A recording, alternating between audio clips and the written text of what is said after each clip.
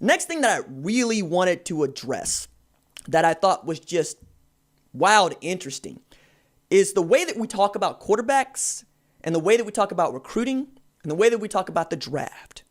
Because I'm looking at this really awesome survey that ESPN produced where they surveyed 66 coaches. Some of them were head coaches, some of them were assistants, some of them were directors of player personnel across different conferences to find out what they thought about the 2020 true freshman class, for which we have some studs in it. And these coaches, these folks that work in the business, have been pretty doggone good about evaluating the talent once the talent gets where it's going.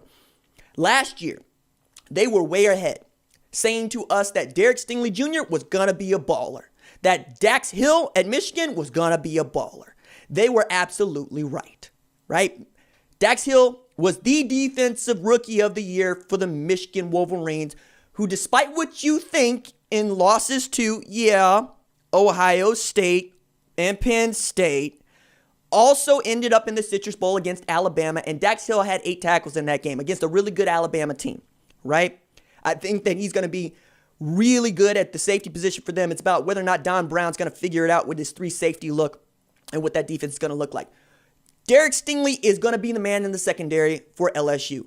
I get some folks really like Jacoby Stevens at safety. He's a really great player. I enjoy him.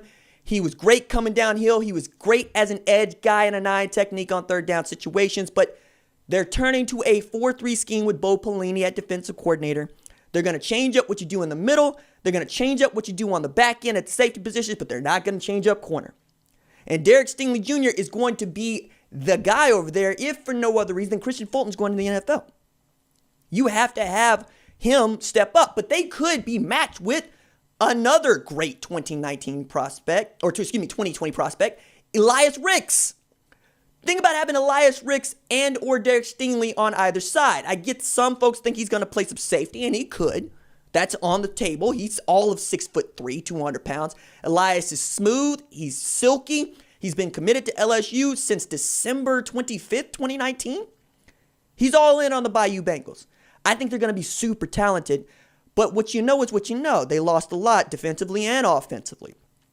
So they were good about that. Why am I taking a look at them in 2020? Same reason, because coaches were right in 2019. Their answers in 2020 can tell us a lot about what we should expect from some of these coaches. So it is interesting to note Arik Gilbert received the most votes of these 66 coaches, assistants, directors of player personnel as the guy that most think is going to be a standout star as a true freshman. He is 6'6". He is 255 pounds. He got 8 votes, which is a ton when you're looking at these things because people are loath to tell you what they think until these guys come out there, even anonymously. He's also a guy that's from Marietta, Georgia. You know Marietta, Georgia because it's just turned out prospects. Among them, Trey Sermon, who had a great career at Oklahoma with over 2,000 yards from scrimmage, 25 touchdowns. He's probably going to end up the bell cow back in 2020 for Ohio State because they're just that shallow and they need his help that much. But Marietta has been putting out players for some time, and that area in Georgia has been putting out players for some time. Justin Fields is from that area. Trevor Lawrence is from that area. Kyle Hamilton at Notre Dame is from that area. Brock Vandegrift is from that area. They just know how to play football. Plus, Georgia high school football plays, I think, more football than anybody else in the union. I believe they could even start playing football in June and or July from a training standpoint. They just really buy into it and probably don't buy into the concussions aspect of that or the injuries aspect of that, but they put out the best football players, and we know that because they finished with the second most blue chippers in the 2020 class compared to Florida, who leads everybody every year. That means that Georgia overtook California and Texas, so they put them out. Arik Gilbert is from there. He was really looking at Georgia for a while. He settled on LSU, and I think he knew before anybody that Thaddeus Moss was going to go into the NFL draft. That tight end position is interesting, but it's also tricky, even as Thaddeus Moss is one of the highest rated tight ends we've seen in the last 3-4 years, because I was taking a look at the NFL draft and what does the NFL think of drafting tight ends highly? Not so much. You're lucky to get one drafted highly in the last 3 years. I know we had 2 last year, both of them coming out of Iowa. TJ Hawkinson at 8, and I believe Noah Fant at 20. But the year before that, not a whole lot going on, man. We're talking about Hayden Hurst going at 25. Irv Smith coming out of Alabama going at 50. They just don't put a lot of value on tight end. It's a really important position for me, but that's because I like seeing a Y flex tight end. Travis Kelce is more of the kind of guy that I think can help you. George Kittle's a mutant. Think of Travis Kelce trying to block downfield. Think of Travis Kelce trying to block at the line of scrimmage. You can't, because that's not what he does. He's an overgrown wide receiver, which is what the position became, right? The position became a basketball player. The position became Antonio Gates, became Tony Gonzalez. Now, if you can find George Kittle, if you can find a unicorn that you can leave in to run block on 40, 50 run plays in a game, but also can outrun people, can catch passes in traffic, and can drag people down the sideline, sure, you're going to take that guy, but they wasn't a first-round draft pick. George Kittle was a guy that they evaluated and they lucked into. The fact that many of these coaches believe that Arik Gilbert is already this far ahead of the 2020 class should tell you something about, one, how good he is, but two, how they expect him to be used in that LSU offense. Because I think the reason that you pick LSU over Georgia is quite simple. Check how many passes a Georgia tight end catches. It's probably the only place that uses tight end less than my alma mater, the University of Tulsa. You know, like you see a tight end over there and you're going, so you're bringing in a 6th offensive lineman? Because that guy's not a catch or threat to catch the ball. I think Arik Gilbert has an opportunity to break out, but it's also going to depend on how good that offensive line is. They lose a lot, including Sadiq Charles. And how good Miles Brennan is. Because we're putting a lot on Miles Brennan's shoulders right now as the smoke coming out of LSU shows absolute smoke signal signs of Miles Brennan being the guy, and he's obviously waited his turn. He was on the roster before Joe Burrow even got there. But is he going to be good enough to get Arik Gilbert the ball? Or more to the point, is Arik Gilbert going to be good enough to catch the ball when folks are draped all over him? Now, I think he's going to be helped tremendously by Terrace Marshall on one side and Jamar Chase on the other.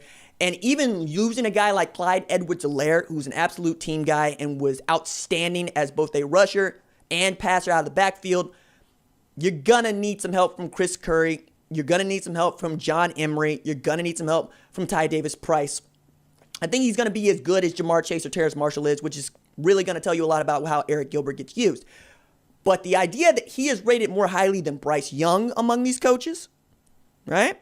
That he's rated just a spot higher at number 2 than Brian Brzee, who's playing defensive tackle by these coaches, should tell you a lot about what they expect him to be. Brzee, I've mentioned repeatedly over and over, like many others, because it's really hard to overlook a guy that finished as the highest rated player, not a quarterback, in 2020.